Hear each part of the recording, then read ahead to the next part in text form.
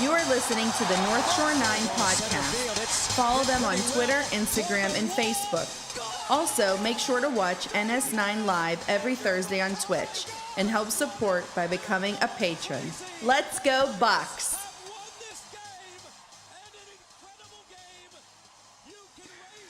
Yo, yo, yo. Welcome to NS9 Live. I'm your host, Anthony DiNardo.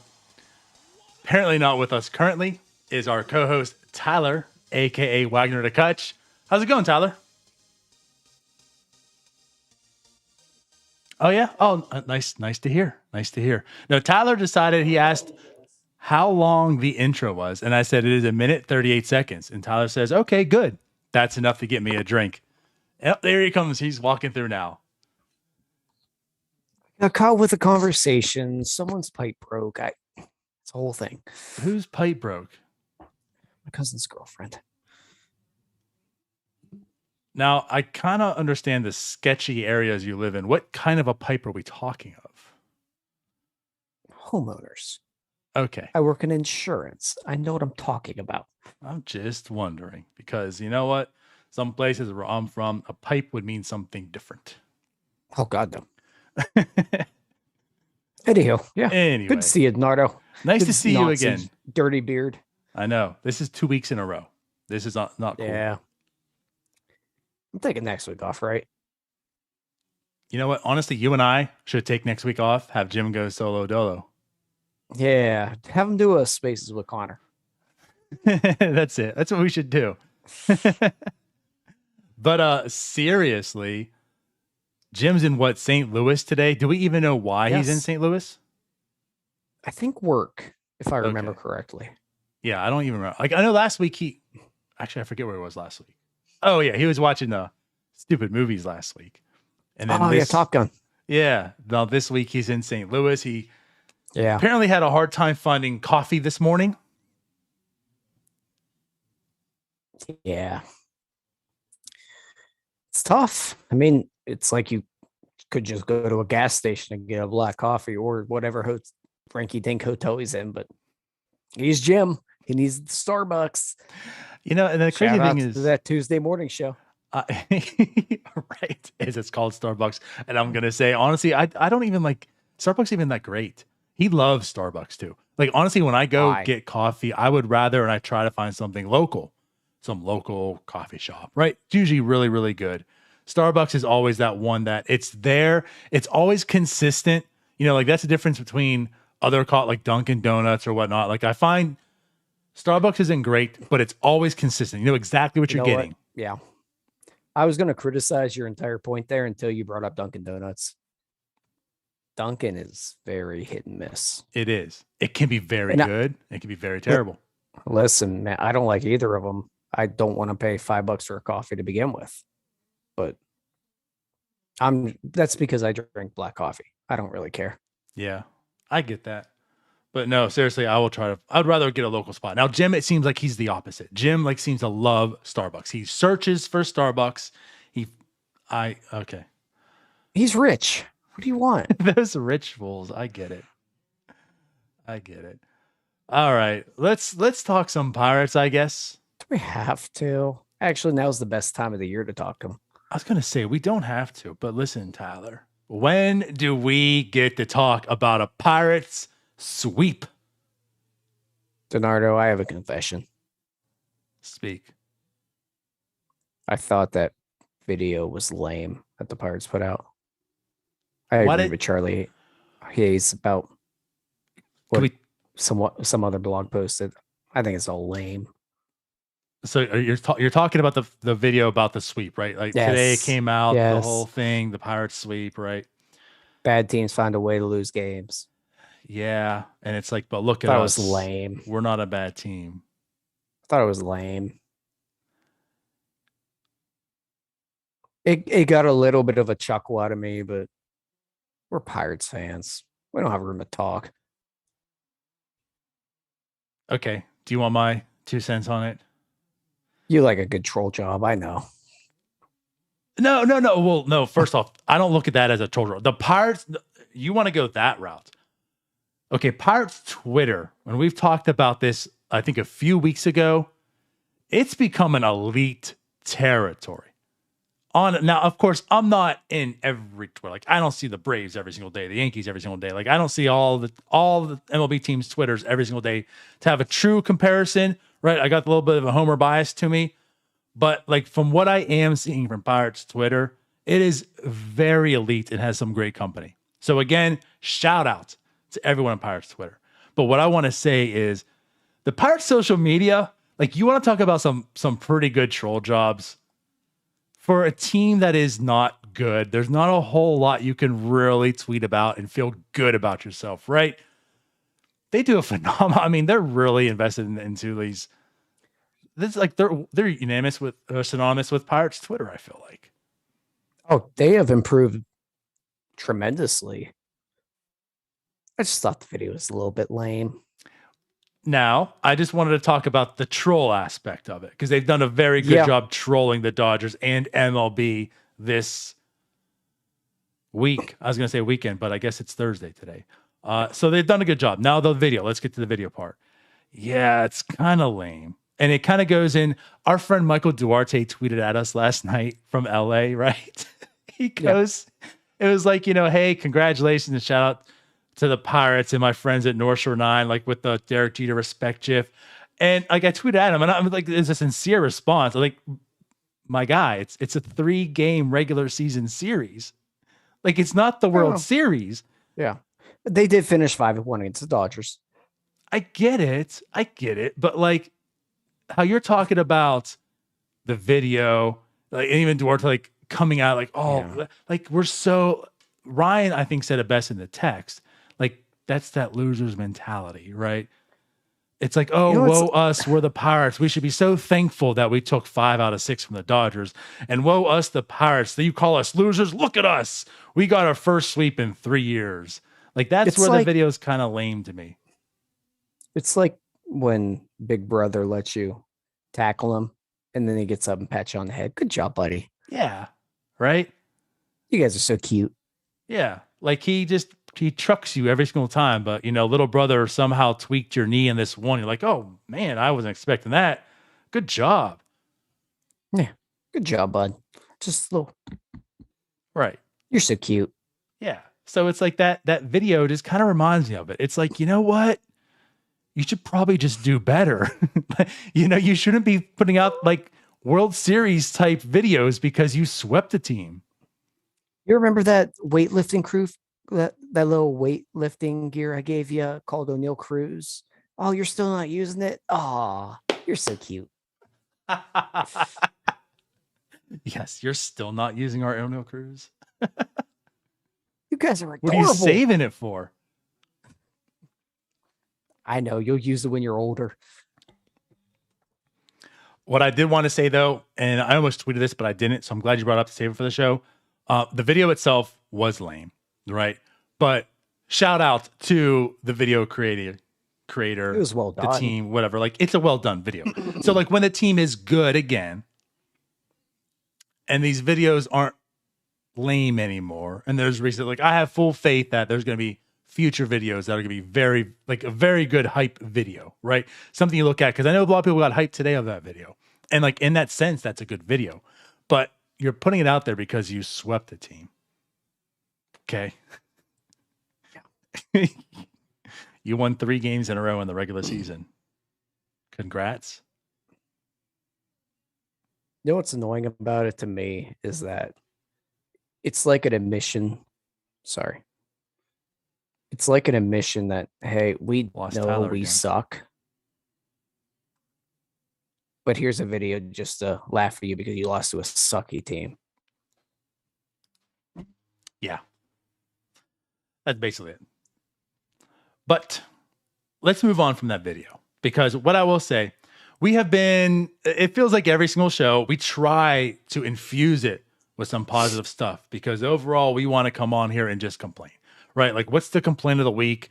Because this made no sense. This was a stupid acquisition. This was a dumb roster decision. Why is this guy starting and this guy's not? Why is this guy still in AAA?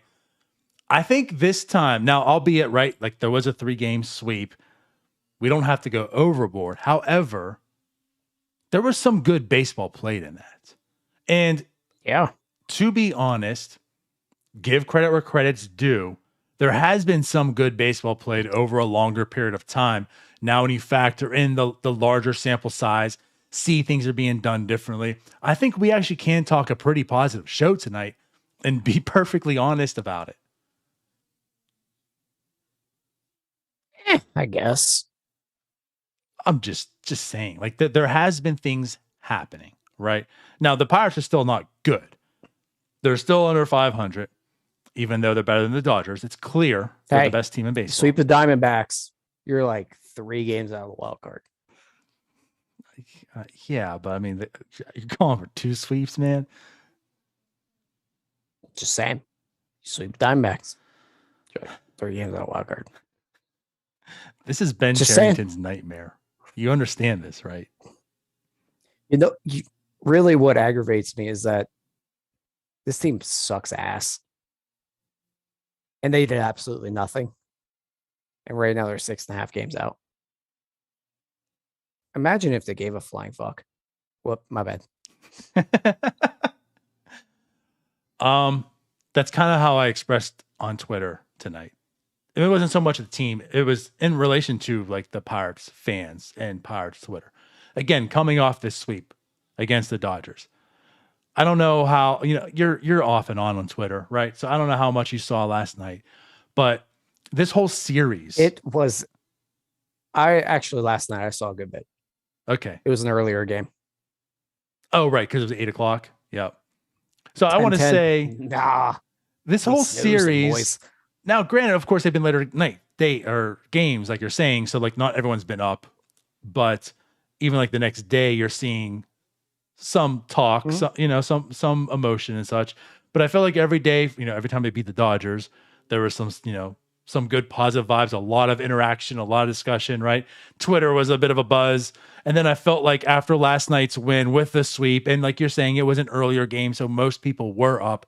Twitter was on fire. Twitter was elated. It was phenomenal. The interaction that was going. I honestly could literally just put a word. I could have wrote and I probably would have got 30 likes on it. Just for no reason, right? Just for saying and. And it's like, with that being said, just having 3 straight wins in a row, seeing what this fan base can do.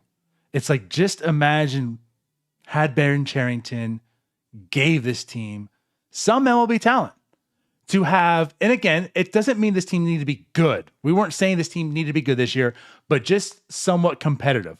Have some competitive games. Not be surprised when they win 2 out of 3 or shocked because they won a series for the first time.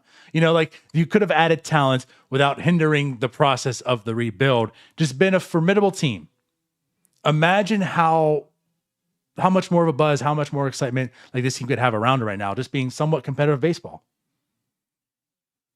And it's not that much of an ask. Like, all he had to do was call up O'Neal Cruz, start Roansy in the rotation, sign one more starting pitcher, maybe sign one more like depth, not even depth piece, just average major leaguer. It's not that hard to make the playoffs anymore or to be a competitive team. Right now, we could be talking about this team could make it to a wild card spot when Brian Reynolds. I'm just saying, if all those things happen, because truthfully, I know that their run differential is awful. That's really that is really inflated by 2 games, though. It is. Imagine Roansy starts up here, Cruz starts up here. They sign maybe 2 competent major leaguers. We could be talking right now about like in like 13 or 14, where it's like just waiting on Kutch to get going, waiting on Reynolds to get going.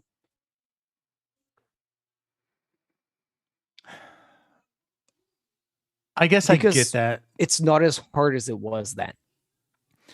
Yeah, I mean, why I'm saying that. And I know where you're going with this, right? If the stars aligned, realistically, I still feel as if the stars have aligned so far to be 5 games under, because they suck. I think that's what I'm getting at. They do suck, and I think we can clearly see they suck. some things have fallen in line, right? But I think in the long term, this isn't a wild card team. And even doing those things that you asked for, probably still isn't a wild card team. But I think what you could see is with the stars aligning and this stuff happening, they're competitive. Maybe the record's a little bit better now, but come August, not everyone's turning off the TV. Yeah. I think that's the biggest thing. I don't think this is going to hold up all year. Like you're saying, like they're just 6.5 games out at first. Like, great. Come August, they're probably 20. But no, had some other things happen. Getting swept by the Diamondbacks. Sure. Right. But like had other things happen, maybe they're only 8 games out of, in August. And it's not that they're going to get to the playoffs. It's perfectly okay and it's fine. But like at least they're playing competitive baseball. At least you want to go to the games and watch them because there are some exciting things, but it's not just the 2 guys in the lineup that are exciting that you want to see. There's some guys around them that provide some excitement as well. And you can squeak out some wins. You can have some fun with it. And that's just where I'm at. Like this team didn't have to be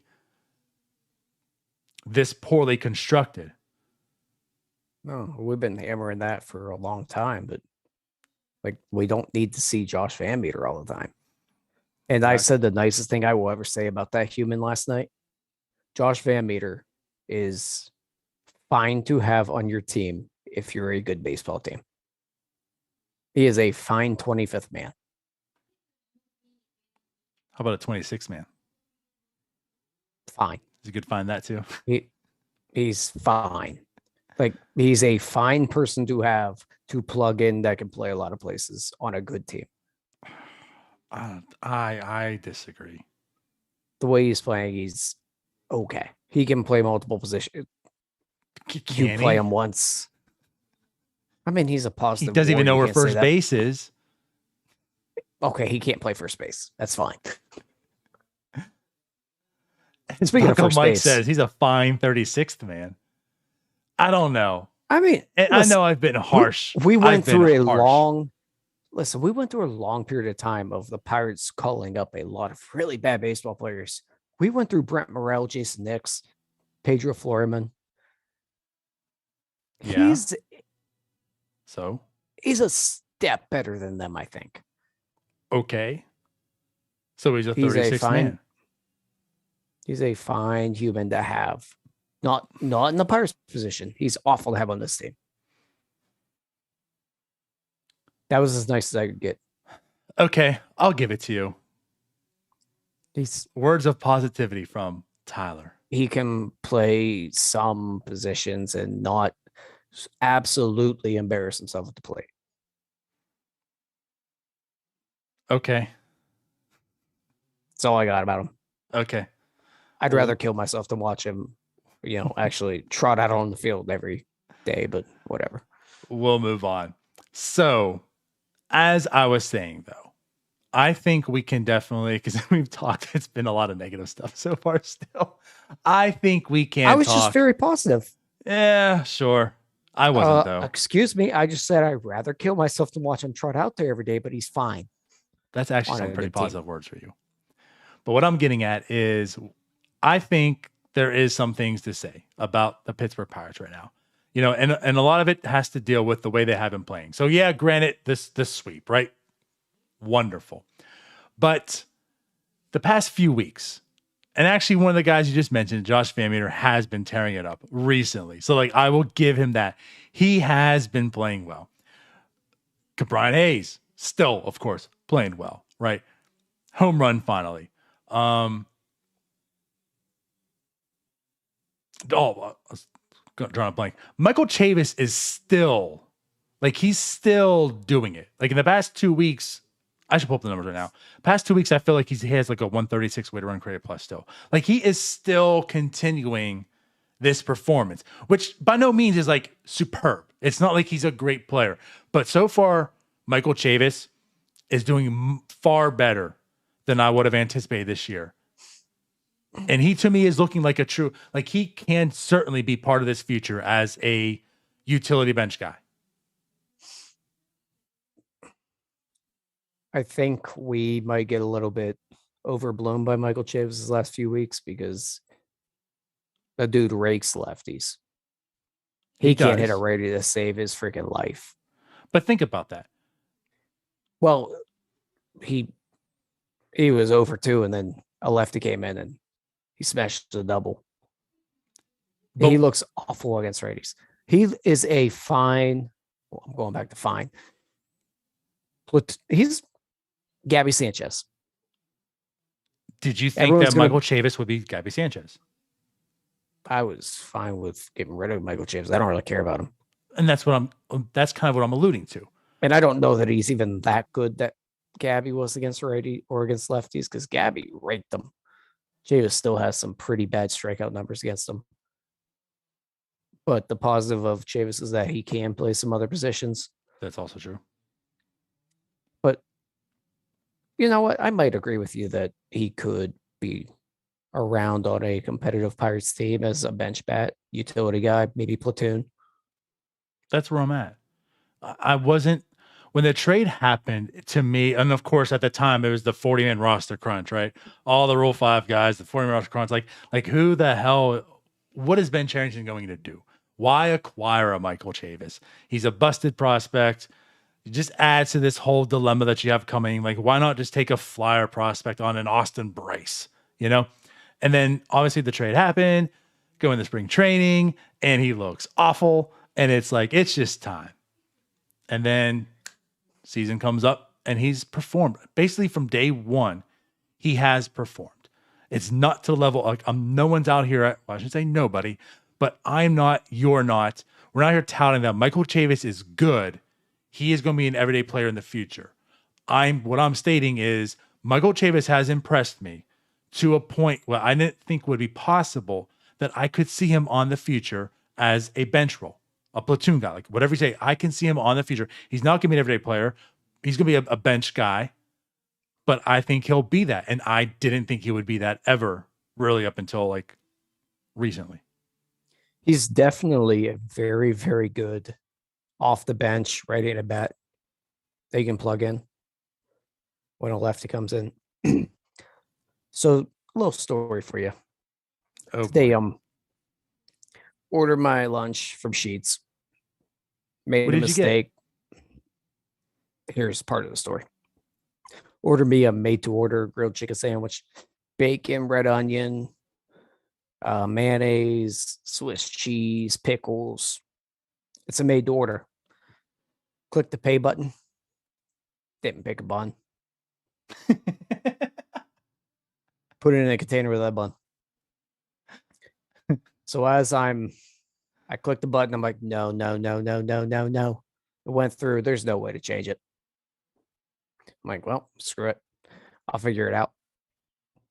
Get in my truck, pull out, listen to a local radio station about the Pirates. They just so happen to be talking about Michael Chavis and how young he is and how good he could be.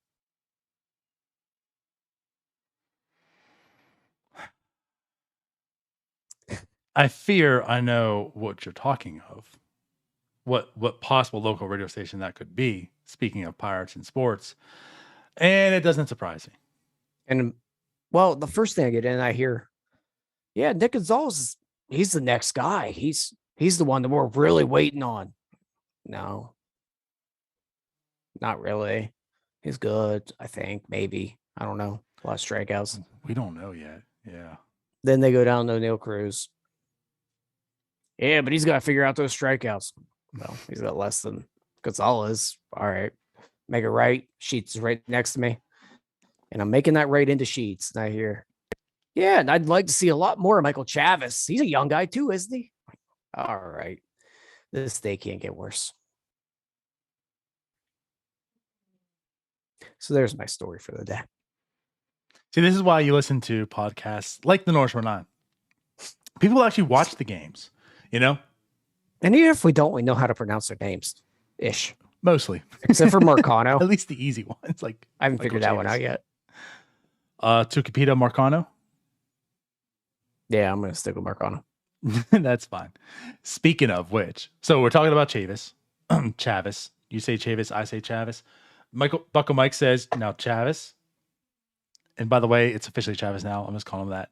Just kind of like... He's going to be Chavis. Right. Like, remember how Ryan botched Syndergaard? He called him Sondergrad? Sondergrad. Like 5 years ago or something? Yeah. So Chavis, Buckle Mike says Chavis is a good 25th man. Now, like that's what I'm getting at. Like you talk about Josh Van Meter. No, Michael Chavis is that guy. Like Michael Chavis to me seems like that guy who like he belongs on rosters. Josh Van Meter does not. But anyways, I digress. We're not going to go back into that. But yes, like when I look at Chavis absolutely could be a decent piece for you off the bench for sure. I'd like to have a Chavis. Yes, I would too. And so I have the numbers up here, right? So in the past 2 weeks, granted, of course, 34 plate appearances, but I'm alluding to is we saw he was doing in the beginning of the year and he was turning some heads and like it's still going on. So in the past 2 weeks, he has a 179 weighted runs created plus. He's batting 333, on base 412. Shout out Pittsburgh. He strikes out, but he makes contact. That's one thing we've been saying like all year long. He swings a lot, but he doesn't swing at everything. You know, he's not just a free swinger. Nah, he swings at everything. He's a free swinger. Look, he doesn't really chase. He swings at the zone. Oh, if it's in the zone, he's swinging. But that's what I'm getting at. He doesn't chase. So he's not just like a free swinger. He's not like Jay Hay, who's just swinging away up there. 3 pitches, and that's what I'm seeing the max, right? Although he's usually seeing 3 pitches max too. Yeah. But that's because too, like he does make contact. He is swinging at strikes. He's making contact. It's not great. He's not a great hitter, but he's doing those things. He's not going to walk a ton. He will strike out just because of that, but like he's productive.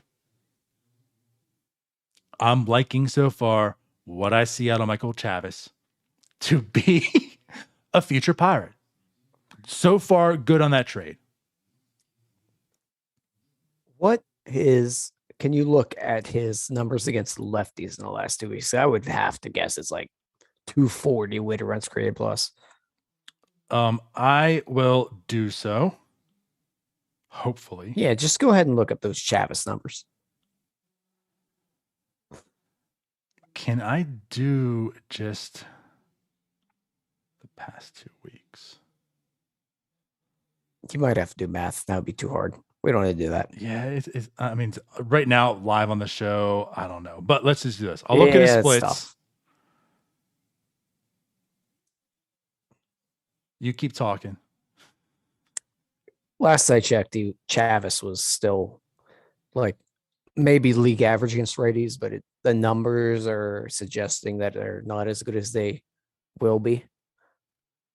Okay. So I expect Chavis to not hit righties as well. Chavis. All right. So just here's the thing. Overall, and this isn't the past 2 weeks, this is just overall. He's absolutely murking lefties. A 184 weighted runs created plus against lefties. Yeah. Right? Killing it. Batting 367, 407 on base, slugging 633, just raking. Against righties, now, again, this is the full season. It's a 93 weighted run created plus. That's not awful by any means. It's also one of those, it's not like the numbers suggest that it's not going to remain that good. Now, here's the flip side of it. Mm-hmm. When Yoshi does come back, Yoshi has split platoon numbers. He does. He hits lefties far better than righties, which also suggests Yoshi got to go. Because Chavis needs to remain in the lineup against lefties, and Yoshi cannot hit a righty either. It's the same platoon. And let's put it this way too. So great. Like the splits align in that sense, but one has power, one does not. One by default plays the position of first base, but they also can't play. One's a DH too, where Chavis can play multiple positions. So like right then and there, yeah, like Yoshi, I'm sorry, he's gonna come back off the IL. Obviously, Yu Chang's gonna go. He's a temporary dude, and it clearly shows. Like just even the few at bats, like he's not it. He's bad. He's bad. So he's gonna go. Yoshi's gonna come back. It's gonna be like his last hurrah. Do something, or you're gone, because like at some point, hopefully, and again, it's just for us to see and analyze and find out what you have in them. But then Mason Martin comes up because it's like Yoshi ain't it. And if you're gonna you're not gonna keep Vogelbach, Yoshi, Chavis, like all these guys and these dudes, like you're just not gonna do it. You're gonna keep Chavis. You're gonna run away with Yoshi, and up comes Mason Martin at some point. Like that's just what it's gonna be. Like there's no point of keeping Chavis and Yoshi on this team together. Yeah, but the good part about Chavis is that you actually can plug and play him a lot of places. Yeah, but that's why you're keeping him and not Yoshi. Right. But there's no reason this club needs to have Yoshi and Van Meter and Chavis and Vogelbach, like all these guys all together. They have Diego Castillo, Adolfo Castro. Like there's all freaking these utility guys that are like, you just can't do it. You got to purge some people. Yoshi got to go. Yeah, I'm talking about whenever Mason Martin comes up. He needs to play first base every day. Yes. So you can, what I'm saying is you can plug and play Chavis everywhere. Got what you're saying. And you are correct. Where Yoshi's only going to play first base. So again, there's even less reason of keeping him. But that's what's going to happen once Mason Martin, and it can happen beforehand too. Like it doesn't have to be when Mason Martin comes up. You could get rid of Yoshi today. And Chavis still in a spot. Yes. But I just love saying Chavis. Oh, I do now, of course. Absolutely. And as Dave White says, he goes, Chavis is from Georgia. He should play. So there you go. I'm assuming maybe Dave's from Georgia. I don't know. I don't know where Dave's from, actually. I don't know if we've ever. I don't know who Dave is. Dave White. I'm sure I know who he is. I don't actually. You don't ever follow. If I don't know who you are, it's not that I don't know who you are. It's that I just don't read names. He does. Now, see, this is more reason. Dave is a good guy. He goes, did Jim quit the show? He wasn't on last Thursday night either. I know, right? Like, what a slacker. That's what we're getting at. 2 weeks in a row. Yeah, he's being a complete Chavis. He's not being a Chavis.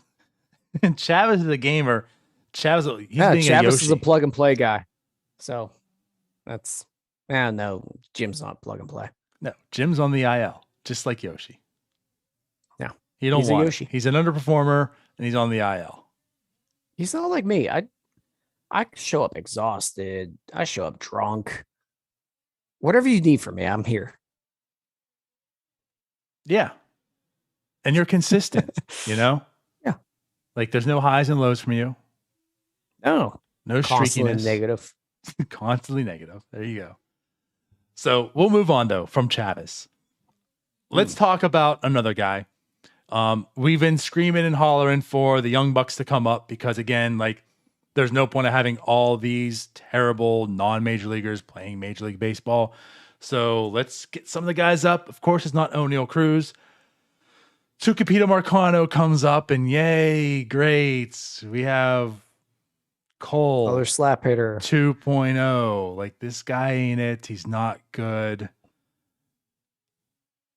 Tyler, 2 402-foot bombs this week against some pretty good pitchers. Walker Buehler against oh god, what's his name with the Rex Specs? Urias? Yes, Urias. Again, so like I almost calls him Jose. So against thinking about beer too much or alcohol too much. Like you said, you're consistent, right? Two really good pitchers. He hits 2 bombs. Small sample, I get it. But in this small sample, he's been up here. Dude's killing it. Marcano has, I think, half of a WAR so far. In like this little time he's been in the major leagues. He does. I don't know what to say. I don't know what to do. Like, I'm all for eating my words if I have to. I will not hate a player to existence where I'm dishonest because I can. I completely will. See, I won't unless I truly believe there's like smoke and mirrors or something. And you can't fake power to a degree. Like you really, if you hit a ball 600 feet, you can't just fake that, right? You can't pretend you're Aaron Judge and go up there and do what Aaron Judge does. You have to have some talent there to do it. So for Marcano to hit 2 home runs, 402 feet, something's in him to be able to do that. Now, can he do it consistently, right? Like, that's what we can certainly say. He might have got lucky twice right now. I mean, hey, Cole Tucker came up and hit a big home run in his start to his MLB career too, right? So, like, you want to make this comparison, which we did, and if you want to come and make fun of us for making the comparison, well, Cole Tucker kind of did this too, and we saw where Cole Tucker went. So, but regardless, I think we knew Cole Tucker had a little bit of pop to him. Like, he's just a bad hitter. He wasn't just solely like this slap hitter. Now, Marcano has been like this slap hitter we've been kind of joking and poking fun of, and then he comes up to the major leagues and he blasts 2 big home runs.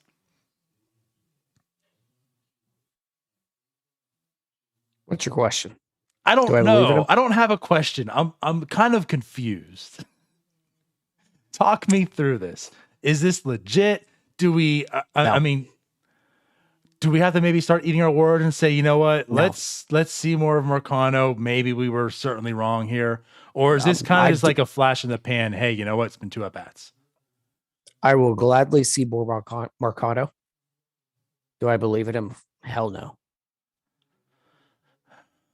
Strikeout numbers are awful. Yes. The guy's never shown power in his life. Yes.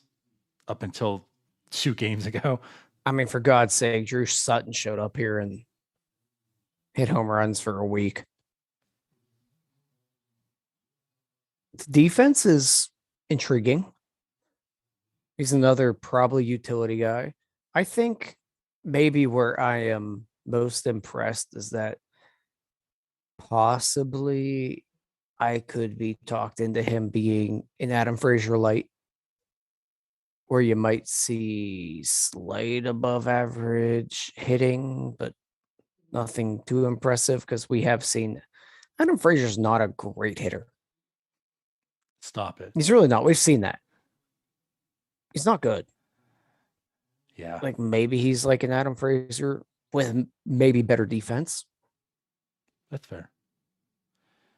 I think he has like a slight different profile than like Frazier, but like in general, like I get what you're saying. Yeah. Like value wise, that might be where you're looking at, where it's he can play everywhere. I don't think he's going to hit for any pop. I don't think the strikeouts remain as bad as they've been so far. But I guess I'm okay seeing more. To see more of him, who cares? I guess what kind of is irritating is you see him at the expense of seeing who you should be seeing, which is O'Neal Cruz. But again, if you're moving forward, you can have a roster that has Marcano and Cruz if you don't have a Van Meter and a Yoshi. So that's fair to say, right? So like, I mean, even throw Castro in there. I don't need to see more Rodolfo Castro, to be honest. That's true. And honestly, like there comes a point where production has to come. And I know we stated, like, for myself, and I know Jim said a little bit, maybe you too, but like with Jack Sawinski, like I've been impressed seeing him hold his own, but the production isn't there. I think there's going to be a time where, you know what, let's get back down to the minors, right? Like you've had your time up here. You've seen a lot of major league pitching. You've done a phenomenal job. Like this isn't a demotion like, you're bad. This is like a, good job. You still have work to do, and let's work on it. Like the demotion shouldn't come as a negative thing, but the time has to come for him to come down because he isn't producing. He's not that good. Great defensively. There comes a point where you can't be hitting 180 in the majors and starting every day. And that's kind of where I'm getting at. Like you can be impressed by how he looks, but the production also has to come at some point. And like when you're talking about like a 2-week span, 3-week span, great. But now we're getting like a month or so and you're still not performing. You know what, kid? Good job. You've learned some valuable lessons up here. Let's get back to, and he skipped a whole league. Like, let's get back to AA or even maybe just AAA at that point in time. Work on some things. So that way the next time you do come up, let's keep you here. So, I mean, I did with Castro last year.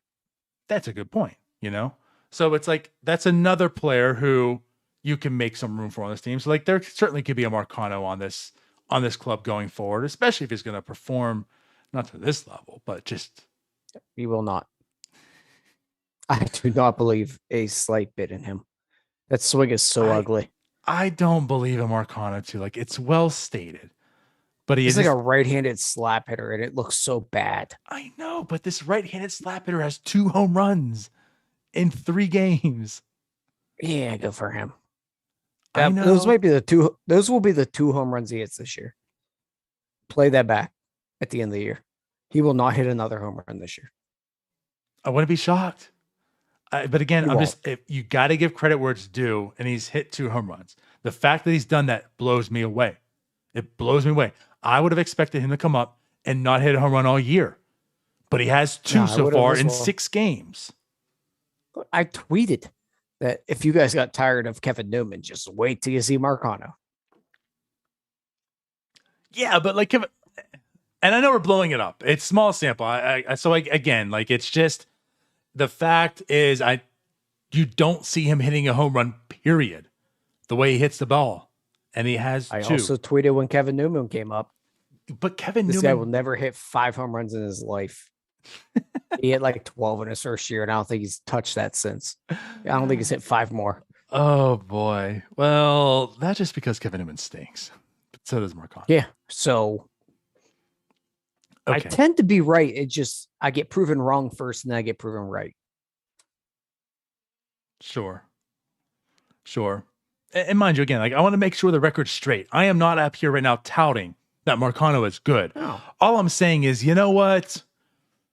I can't just religiously keep bashing him because he came up here and hit 2 home runs. And I can't just say, like, he's garbage, he's a slap hitter, and that's all he's going to be good for. When he hit 2 home runs, like, he's making me eat my words right now.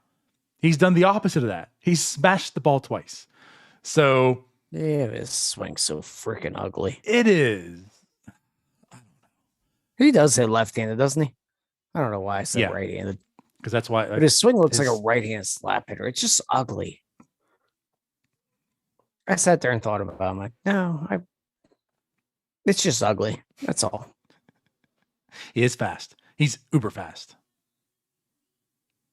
Yeah, but swing's just so atrocious. Let's say this too. Not that there's many reasons you should, but I will say, especially team for the Pirates, there's some situations where they probably could use someone like this because they've attempted to do this type of a swing, of a hit, I should say, and they fail miserably because no one knows how to do it. Marcano can bunt. He's shown he can bunt, and he's really fast. Again, entire highlight reel. Again, much like Rodolfo Castro, who said, I'm not going to bunt and swung away, hit a home run. That's why you don't bunt. But if there's going to be a situation where you need someone to bunt, Marcano has also proven to be a really good bunter.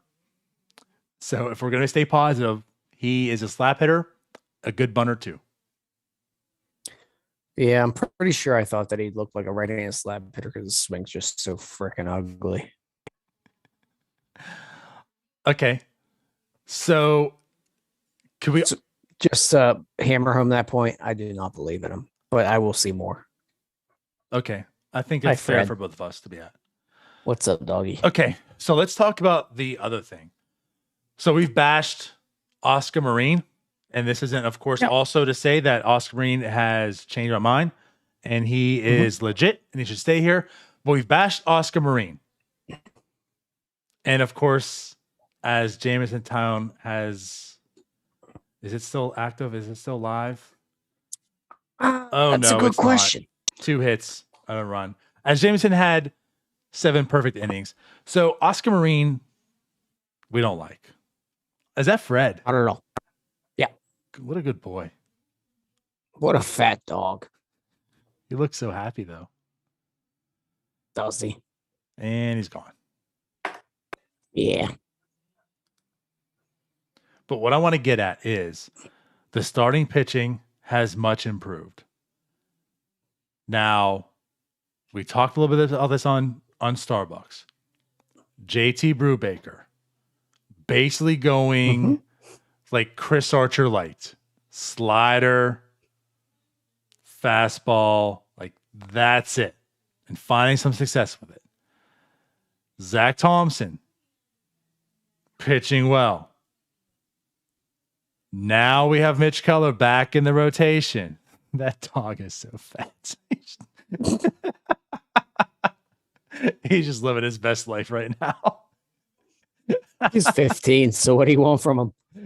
Oh, I love it. Mitch Keller goes back in the rotation. And Tyler, I'm giving you props because I think I brought your name up to this before. But I'm just giving you the props in the sense of you were kind of on board years ago that there's going to be an evolution again, right? Things are going to change. You even joked, let's get Charlie Morton back on the team because he's going to be like 45 years old, still playing baseball. And here today, he still is.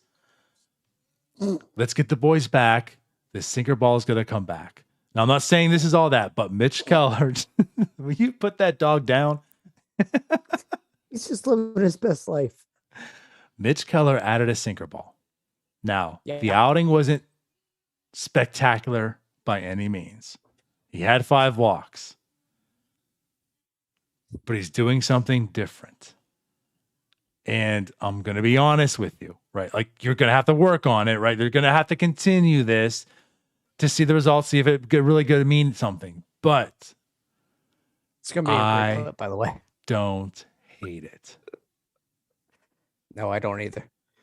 I think it's just at the point where something had to be added. His four seam's just way too flat. He gets beat around too much. He needs something to be. He needs an out pitch. Truthfully, he needs to be able to throw something that can honestly just get a guy to pound the ball on the ground. Whether he can get ground outs with that's to be seen, because his command was not there with it. But how many of those strikeouts he had in those 5 innings, 5 strikeouts were on the 2-seamer? I think all 5 were. I think they were all looking. It looked good. So I think they were all, it was like Vance Worley-esque. Throwback. Like everything was caught looking. So obviously pumped the brakes on it because he still did walk 5 and he did not command it well. But what I want to say to that is this was his first time. Like, that's why I'm okay. I understand and I'm okay seeing that as the results because it is his first time doing it. So you could probably expect it's not going to be sharp, right?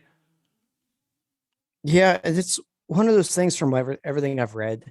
He's been very resistant on throwing it. And he just seems like a guy that's very analytical. And he said that. He has said that. I think he himself had a TrackMan or a Rapsodo. Like, I think he himself purchased it on his own like years ago, but when he was in the minors. Yeah. That he didn't like the feel of it. And then he tried a new grip. Seemed to work a little bit, so threw it in the game.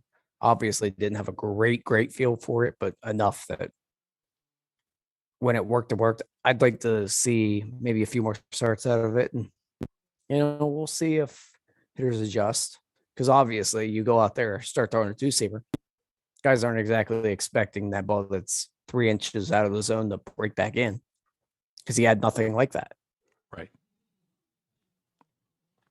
But I think more importantly, it's something that he could possibly lean on to get that ground ball, where he doesn't have to rely on that elevated fastball to maybe get a swing and miss that truthfully is just flat.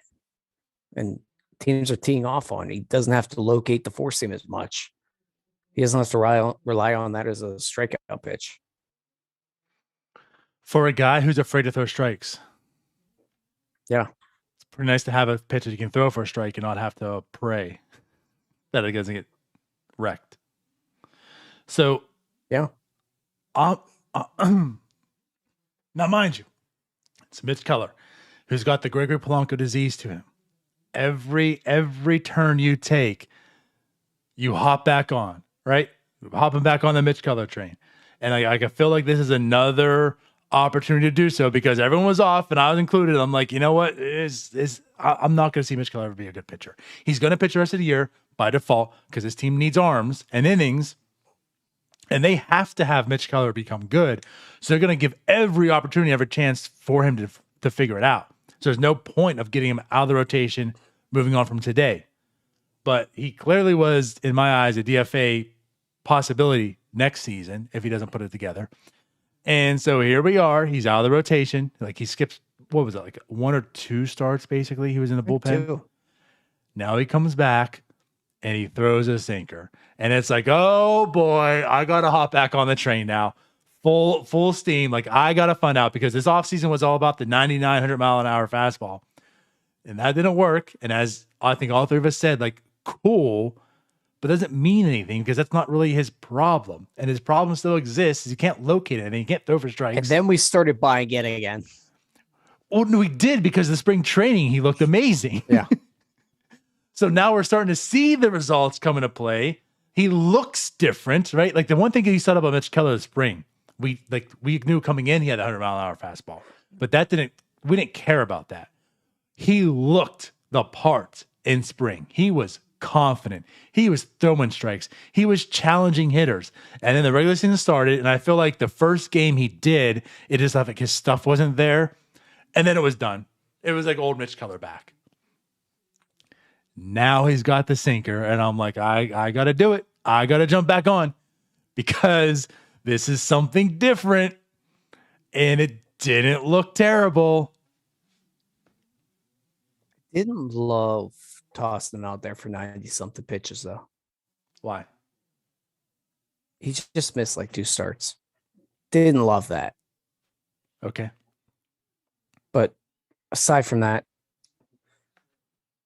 I said it earlier, it was like Vance Worley's rookie season where he just ran that 2-seamer in and had probably the most strikeouts looking in the league. So I'm not buying in, but I'm intrigued by getting back to the 2-seamer revolution because I think it's coming. Zach Thompson throwing the 2-seamer more in May. Have a lot more success. He was basically cutter 4-seamer. Now he's like cutter sinker with the curveball, some changeup. Like dead baseballs. You gotta get the ball on the ground again. We're back. I think we are. What's Roy Sears up to? Okay, can I presented this to Jim, and again, I'm being facetious here, but we said Oscar Marine ain't the dude. It's gonna be a new guy, but like we also know Ray Searage can't do anything with anyone unless it's dealing with the sinker ball, right? The 2-seamer. So like, why can't the Pirates maybe have a co-pitching tandem? Why don't we say like, let's identify our pitchers? We have one guy identifying the pitchers, and we say, you go to Ray. And then we say, you go to our new pitching coach, right? Because you are a sinker ball pitcher. So Ray, make magic. And we say, you don't ever throw a sinker ball. You throw the 4-seam. You throw your your slat or whatever it is. Like you do this stuff because you have Joe Musgrove-esque type things, right? You go to this guy. I would not be against bringing Ray Sears back in as like a special advisor of the sinker ball. That's it. Of the sinker ball. Give him the Jason Kendall job you just gave. There you go. He's the sinker ball advisor. Just keep him around. Like, you know, we identified this guy that we think he'd be good with a 2-seamer. Right? That's it. That's all I'm asking for. I just want to point out again, like we've talked about this rotation, all of them being trash. Like there's maybe some things in JT Brubaker that you see that's encouraging, right? Of course, Roney's up now, but they have done things differently. Like I feel like this is the first time we're seeing it in the complete Oscar Marine era. I don't know if it's himself even feeling on the hot seat and I got to do something different. Also, I don't even know if this stuff is coming from him. You know, because let's also think way back. I'm trying to remember now. Was it the Jim Benedict? No. I'm thinking, was it the 4-seamer? I think it was Chris. Talking about? Wasn't it? once Chris Archer got traded to the Pirates, wasn't that like right? Or maybe it was the Musgrove. Who was it? I think it was Archer. When Archer came, it was like weeks after. I felt like Tyone started throwing slider. Was it the slider? They threw the football slider. So I think is that what I'm getting to? I knew there was something. And I felt like that all came from slightly a joke, but they all did start throwing a slider, which Roger Beshan's on Twitter claimed that he has taught everybody. Yeah. I've been down that rabbit hole. Yes, I know. But they all did start throwing a slider that was really working. So that's what I'm alluding to. But I think it was very clear. Like, was that more of a Chris Archer influence? I think that was part of it, but they were starting to throw before him. Okay. Because Kyle Crick threw it a good bit. Musgrove started throwing it. Glasnow threw it. Tyone threw it. But they were having success with that slider that dove down. Right. And Roger Beshan's on Twitter took credit for all of it. We all know about the DMs. Yeah. So, but I guess what I'm alluding to is I think it was clear that wasn't a Ray Searage thing. That wasn't an influence from Searage. No, it suddenly just got around the rotation. So Roger Beshan's good job.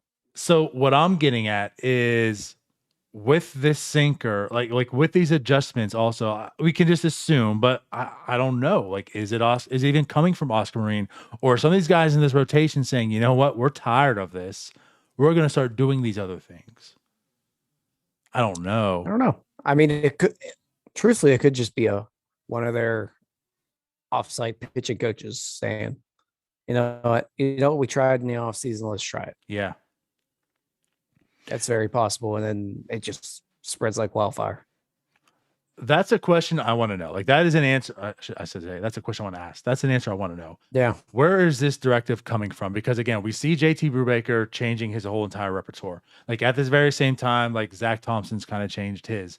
And then now we're seeing Mitch Keller throw the two-seamer as well and such. And it's just, to me, it's just like, is this Oscar Marine kind of saying, this is my last chance? Like, or is he actually doing his job and identifying something? Or are these pitchers saying, like, we're tired of you, Oscar Marine. It's the same issue that are happening before when Tyone and Musgrove and all that had to do their own thing, and against Ray Searage. Like, we're going to revolt and do our own thing to get better because we're tired of sucking. Yeah, it's also one of the things you want to tap the brakes on, because so these hitters haven't seen that pitch from these guys, and they're giving scouting reports. So they're not looking for that. Wait till they're looking for it, and then in a few weeks we'll see. That's fair. But in the meantime, it's working. Yeah. For 2.5 years, nothing has worked. Yeah. But you suddenly add a new pitch, and these guys aren't looking for that at the plate. All of a sudden they got something running in on them.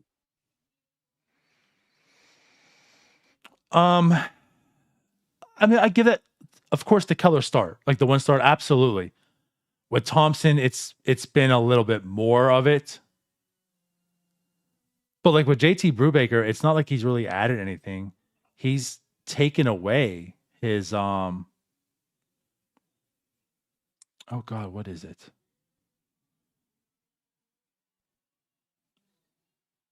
I'll be honest with you, I haven't looked.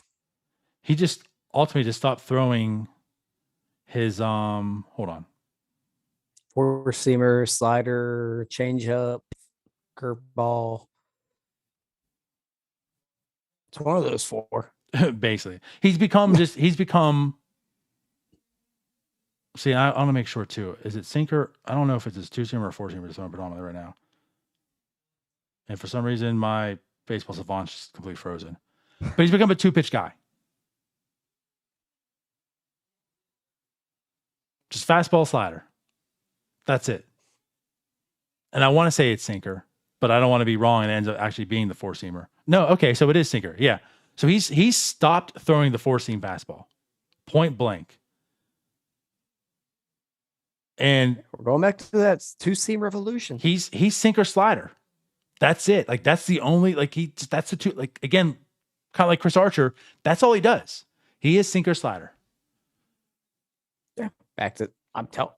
We're going back to the two-seam revolution. But what I'm getting at is, like, you're talking about scouting, and I can get this to a degree, but it's not as if he's doing another pitch. Like, he's just eliminated one pitch. He's still throwing what he's thrown before.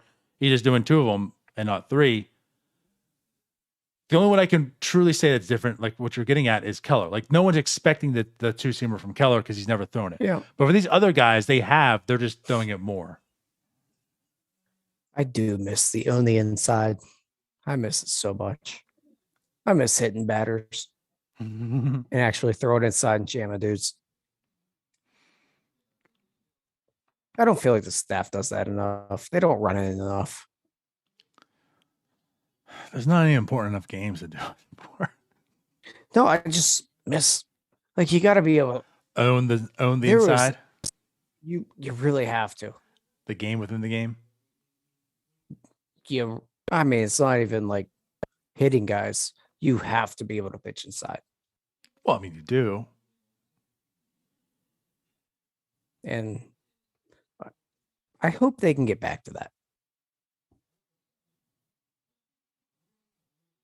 So bring back Searage, find another one, and have a tandem. By the way, Dave wants to know, is the dog a Pirates fan? Says his dog Gator is a Pirates loving gold retriever. Fred's usually asleep during games. He's old. I get it. Fred's old as shit. I still have his hair in my mouth. Tasty. Yeah. He smells like shit. Now he's just sleeping on the floor. So, I mean, we've talked about some of the success from the batting. We talked about success from the starting pitching. Again, some things are being done differently. So again, I'm back on being intrigued with JT Brubaker, right? See how this goes. I don't think you can really succeed being a 2-pitch guy. I don't foresee it sustaining. But again, it kind of goes into a theory. Like, I think he could be a good reliever, but regardless, he's producing. Again, to Zach Thompson's credit, he's producing so far. Like, they've both had fantastic Mays. Like, their past 6 starts have been very, very good. Mitch Keller now has this 2-seamer, so let's follow along and play the game again. The rest is whatever. Hey, Ronesy's here. He looks good. Ronesy, just do what you want. Just do what you want. Your stuff works. Just don't go play. Listen to Oscar. You do what you do. Let's get to I want to talk about David Bednar. And I feel like, especially you and I, will talk more about David Bednar as the season progresses and probably close to the trade deadline. Foreshadowing. Not to say he's going to get traded, but I think there's a real discussion and real reason to discuss about David Bednar being traded at some point in the next 18 months. But I have some concerns though too. Is David Bednar? He's thrown the most 6-out saves in baseball by a lot. He just threw 50 pitches against the Dodgers. You might as well have started that game. I mean, there was a joke in our group chat because we're talking and discussing about Bednar and possible trade returns, this and that. Because if you trade him, you're probably gonna look for a starter. And it was like, you know what? Why don't we just make David Bednar a starter then? If you want to get a starter back, the guy just threw 50 pitches. Just make him a starter, and you've got what you need. Why is Bednar throwing 50 pitches? Bad managing.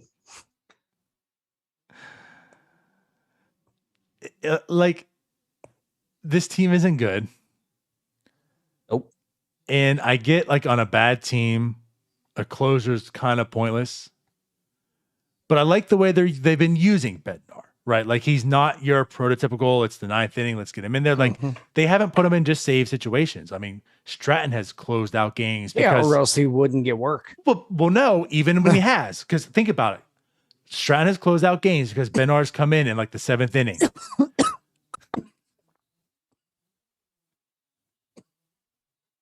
I gotta pee so bad.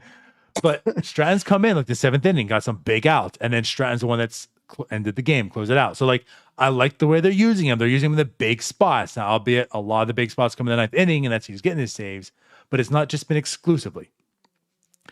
But they have used him for multiple inning saves, right? 6-out saves. Mm-hmm. I mean, are you just like trying to blow this guy's arm out? Like, yes. I don't understand. Like the wins are so crucial and so important for this bad team that you're willing to throw your closer out there for 50 pitches to get a win.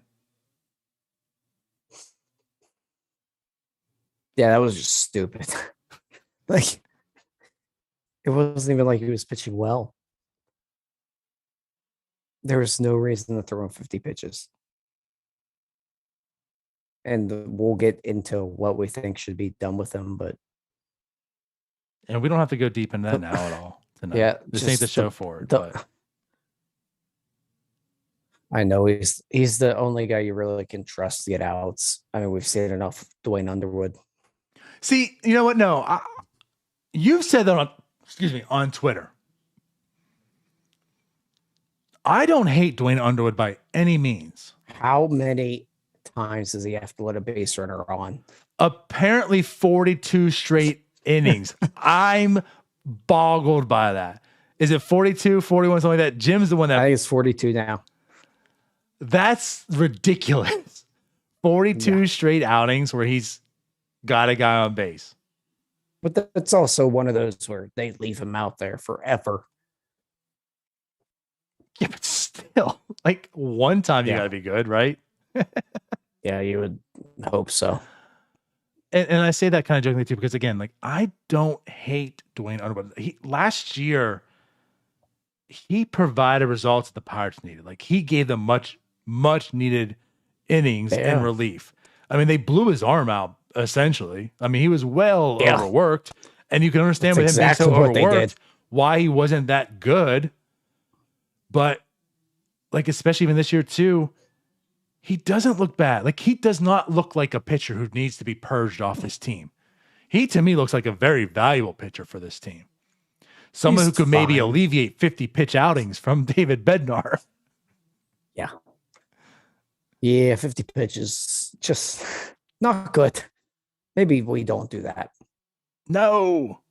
But back to Underwood. Especially if you want to do what they should do with them. Don't do that. Even if they don't do what they should do with him. And I'm not totally 100% sold on that. But I think it's a smart direction. I mean, just say it. Like, we're talking about trading him.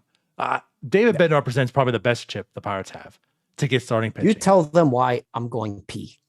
Okay, you go pee. We've discussed this, and you know what I'm going to talk about. Oh, you can hear me still. The whole point, we brought this up on a poll. Most people said they'd be angry about it. But the whole point, the whole discussion about the potential of trading David Bednar is the fact that they're not going to trade Brian Reynolds. I'm not going to say not, but it's highly unlikely. And of course, the season that he's having right now, probably not going to happen because you're probably not getting the return that you want out of Brian Reynolds. But the biggest reason of doing it is, I think it's fair to say, as Tyler, right, you and I discussed last week, and this is where it all stemmed from. After the show, we really talked and discussed it. This organization lacks some real starting pitching depth. You know, we joked that if Roansy goes down, like you should cancel this rebuild because if he goes down, like what can you do? Like it's Roansy Contreras as far as starting pitching goes. It's not Brubaker. It's not Keller. Like you hope maybe they could be a number 5 starter or something. Michael Burrows is down there. He is having a fantastic season. By the way, Baseball America released their top 100 today. Michael Burrows wasn't there, but I know there's been a lot of talk, some hype around him potentially being there. So maybe he starts creeping up in those 100 lists. But Burrows is looking good. But so far, like you really can't depend on too many starting pitching this organization right now. So like it's Roansy and hopefully Burrows, and like that's it. So how do you acquire young starting pitching?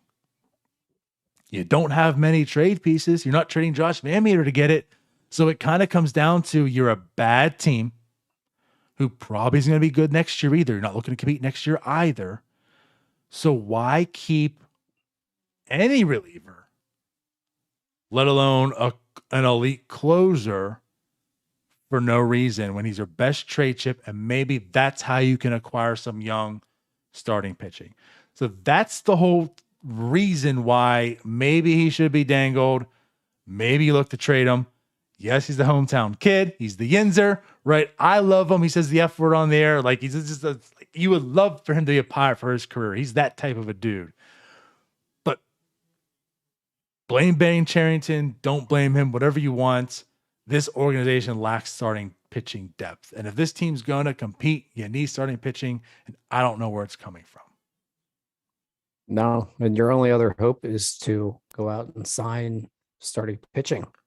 And then hope that you can run into some reclamation projects. But also, I've just always been of the opinion that this team should be churning out relievers for prospects. I don't care how great they're. Hell, before Felipe's problems, I was all aboard trading him for anything the Dodgers were about to give. There were jokes about them giving up. God, I can't remember who all it was, but it was top 5 prospects. And Pirates fans are losing their minds. Yeah. Well, Keibert Ruiz. Yeah. Ruiz and Mays. Is that his name? I think, yeah. Dustin Mays. Who's the redhead guy. On the shelf right now, but been fantastic. Yeah. I am all aboard trading relievers. If you have a elite reliever, trade them. I don't care if this is a good team. Trade them. Get good at finding elite reliever talent, because most of these guys that turn into elite relievers were not great prospects. None of them were.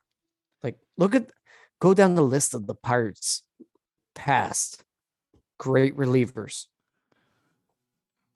None of them were worth a shit before they got them. So you think David Bednar was worth a shit? So what you're saying, Tyler, is next year, Pirates need to bring in Ray Search to be a special advisor of the two-seamers. They also need to bring in Neil Huntington to be the special advisor of reliever acquisitions. Oh, yeah.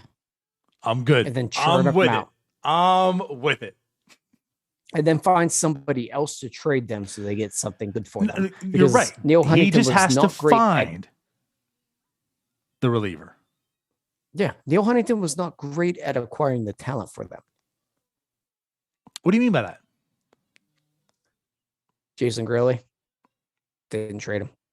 Got Frieri. Yeah. Joel Hanrahan. Jerry Sands. Melanson. Felix PA. That's how they got Melanson. I know, but I don't want to turn them into other relievers. I want actual, good players for them. Okay. No. I see what you're saying. You're saying on the flip side. No, you don't want him to trade the reliever. You want him to find. No, I want him to find them. He just needs to locate the reliever. And then give me someone else that can bring in the good players. Right. He needs to find it, and then that way Cherington can use that reliever to be the guy in the package. Yeah. Like when you trade Bednar and you get a starting pitcher, and then this throw-in, the throw-in's going to be the guy that Neil Huntington has zoomed in on and said, that's your next closer. So you have a starter, to be honest, and you have Bednar's replacement. Zoom in on that shit.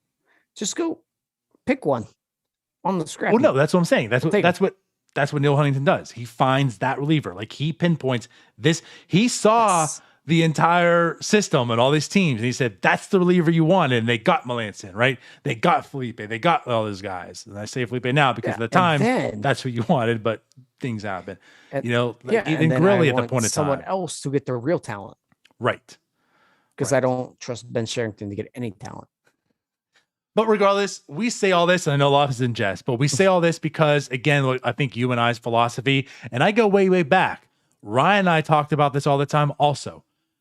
You capitalize on relievers because relievers, they're a dime a dozen, they say, right? And that's true to an extent. I know to a degree it's also not.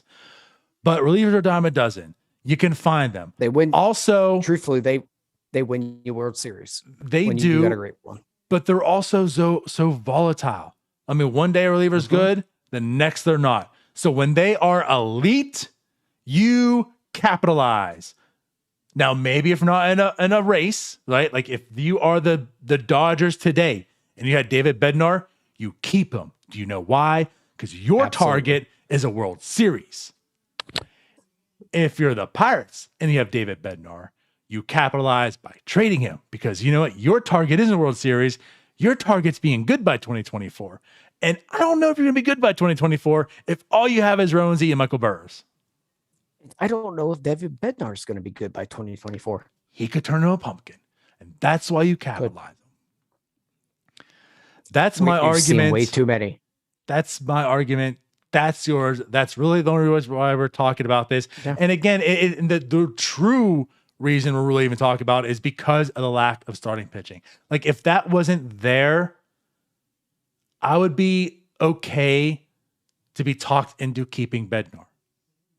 But I just feel like there is a glaring hole that you need to find a way to acquire starting pitching. And you look at the ways of doing it,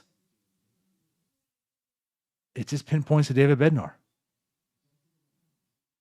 You're not trading Cruz. You're not trading Reynolds. You're not trading Hayes. Like you're not trading Romans. Like there's nothing on this team, and you can't trade the other veterans you have to get out starting pitching because no one wants them.